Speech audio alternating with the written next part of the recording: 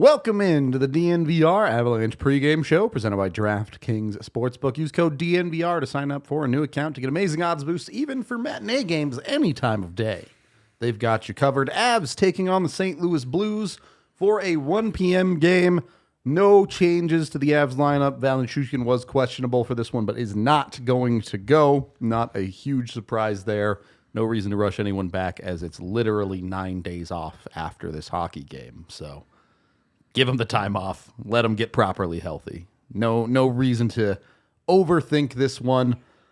AJ Blais, how important is a win in this hockey game? Well, after your loss to Anaheim, I think it's a kind of a must-win game. Now, over the whole season, no, it's not a must-win, but I think it's from you're going into the All-Star break, you're getting 9 days off, you just had a bad loss, you kind of want to set the tone the right way going into break with a team that's on that starting again with a new winning streak. Okay. It's important because their schedule coming out of the break is at Pittsburgh, at Tampa, at Florida. No freebies there. Yeah, and so that's going to be a tough road. And, they haven't been a very good home team this year. They've dropped home games to teams like Vancouver and obviously just Anaheim a few days ago. You want to see him protect home ice. You want to see him protect home ice against St. Louis. This is a beat-up Blues team that's kind of sinking right now. They're starting to get their ducks in a row to become trade deadline sellers. You want to help that along. Critical guys injured for them as well. Yeah. They got the injury bug and they went the other way. Yeah, you don't want to give them any life. You don't want to lift them up in any way. You don't want to give them anything. No. That's a team that's not in great shape right now, and you want to keep them there.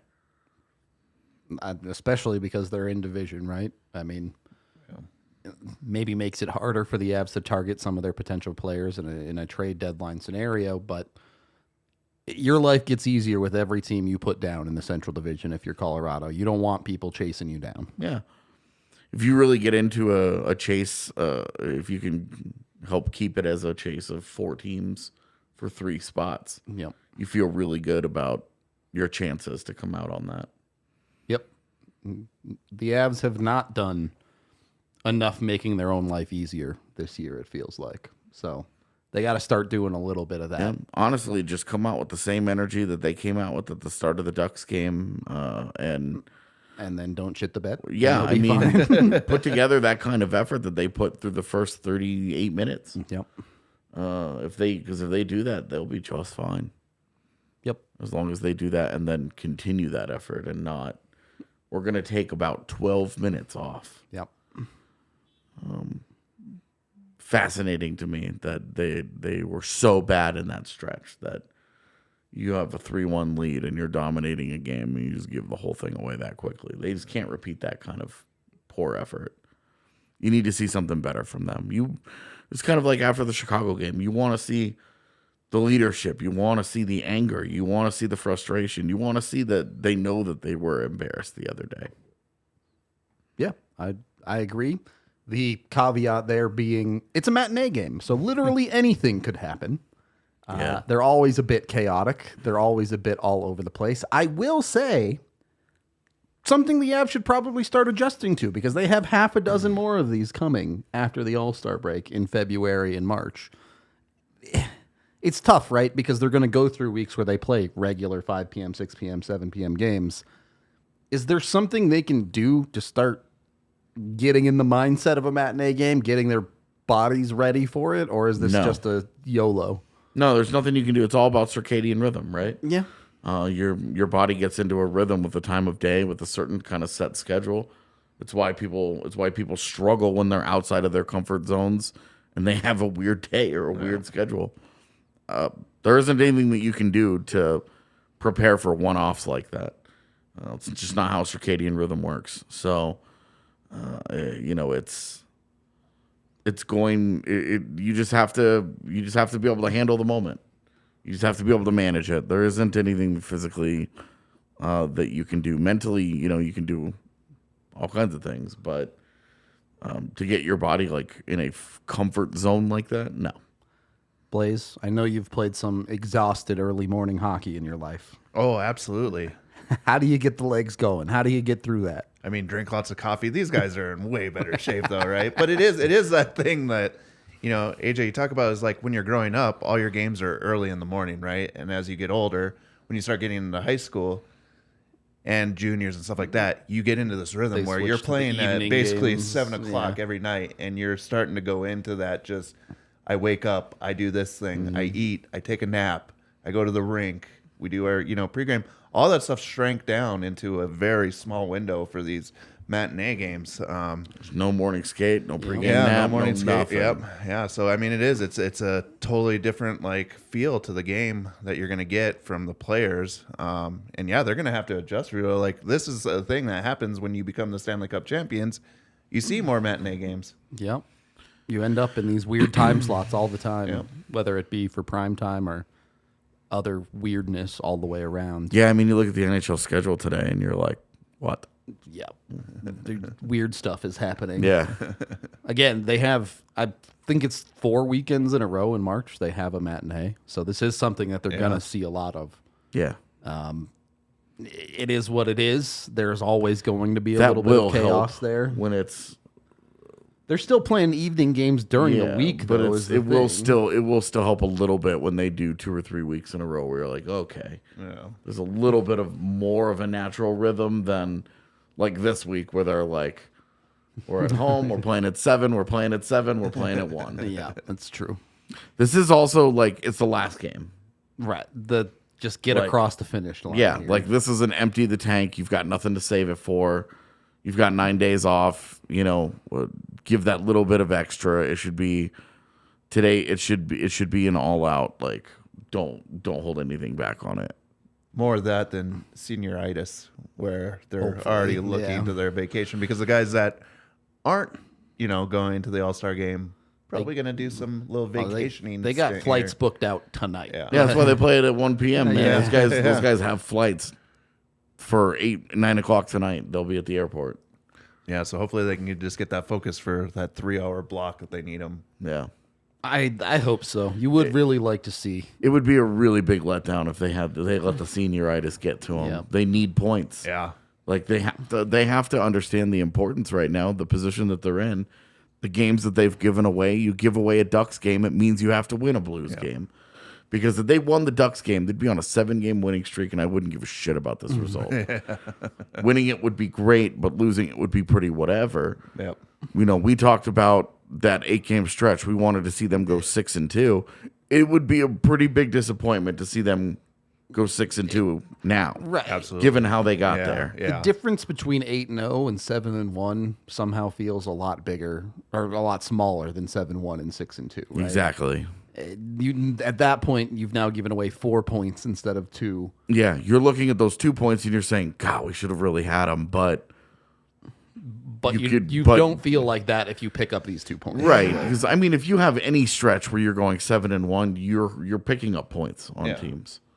The other part of it, too, is just like you look at the standings, right? Like you lose this game, you're still on the outside looking in. Yeah. You win this game, like you're right with the Wild right now. You don't want to give them any space, any understanding that, like, okay, we can start to pull away from this, this little Avalanche fight for that third position in the Central. But then right on your heels there, you got the Preds. Yep. Don't leave room for anybody to chase you down. Get into the playoff spot and keep it would be ideal. You're not losing your mind if they don't end up in a playoff spot at the All-Star break. I think they'll be fine. But again, the Avs need to do a little bit more of making their own life easier. Being in those positions, because again, when you give points away, when you lose games, you don't get those opportunities back, and it makes your life tomorrow a little bit harder. Yep. In this case, it puts more pressure on them to have a 2-1, 3-0 road trip out east when they come back versus, they win today, they go 1-2 on that road trip. You don't love it, but that's a tough roadie. Mm-hmm. And The way you can live with it. The way that they've dominated on the road, though, like you just talked about, their home stands. Like I'm just pulled up the head-to-head, right? They're 12-10-3 at home and 15-8-0 On the road. On the They've road. lost more home games than they've won. And most of those, like, a lot of the way games that they have played has been against the East. Yeah. They've done better. Their worst division is the Pacific Division right now. That's wild. That is wild to me. And yet, it's the reality they're living in. So, Yeah.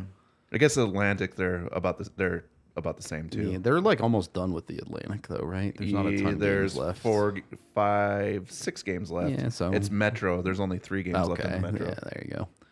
So, a lot of West Coast teams coming up. A lot of important games there. Well, and and that's nice because those are the guys that you're competing with. For sure. And There's their schedule's direct- obviously set up that way intentionally. they but want that in the second half, of course. This is one of those games, though. This is one of those, hey, you're in division, you're competing with these guys. These guys are still going to try and snake a playoff spot. Right now, sure. the easier playoff spot looks like the 3rd seed in the Central than the wild card. Yep. For the moment, Yeah. looks like that's going to be the more vulnerable position. So, I mean, look, it's don't a- let the Blues back into it. Regardless of the gap to the Blues, it's a 4-point game, right? Yeah. These games are big swings every single year. So, And if you have to go into an overtime or whatever and get the win, fine. 2 points is still 2 points. Exactly. you getting 2 points is the key here. Yeah, agree. Blais, can you get us 2 out of 3 bets today? Let's see. No graphic, right? I'm just going off the hip here, off my phone. All right, I'm gonna have a little fun here. I have the Avs winning this one on the puck line, which is 1.5 at plus 110. Ooh, we get plus money, though. Yep. Always good. If that's gonna happen, I think the Avs have to come out and they've got to start good, right? After that horrible start, well, not horrible start, but the 12 minutes of horrible play in that last game. So I took the puck line for the first period at half a goal at plus 130. And then over 6. No player bets this time. I just went all Straight down the line. straight down. Yep, over 6, minus 115 on that Ben one. Meyer's goal. Oh, my God. I looked up Ben Meyer's goal, plus 300. That's it? That's not enough to take that. Devon Taves, plus 425. How is that possible? Yeah, I don't I understand. don't know. A guy that has one Or goal. wait, no, in you know what? 40 I was looking games. at Myers. Hunt, I think, is actually a little bit higher. I might take that one actually right now. That might be a You fun going one. with a Let's Brad look at it, that Hunt one. goal? Yeah, let's see what he's at here. I mean, he has a few of them at least. He's like- got 3. More than Taves. Brad Hunt is Is it a mad value? plus 800. Wow, that's not bad. How in the world is Ben Meyers as high as he is? Right? That makes no sense. England at plus 1,000. Johnson at 1,000.